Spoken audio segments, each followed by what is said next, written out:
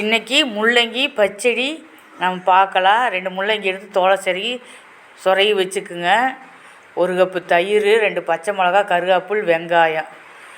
அடுப்பில் பாத்திரத்தை வச்சு எண்ணெய் ஊற்றி கடுகு போட்டு கடலைப்பருப்பு, பச்சை மிளகா, வெங்காயம், கருவேப்பில், 1 வரமிளகா காரத்துக்கு போட்டுக்குங்க. போட்டு இது நல்லா செவக்க வறுக்கிட்டு வணங்கினோம்னா கடல முத்து 1 கை போட்டுக்குங்க.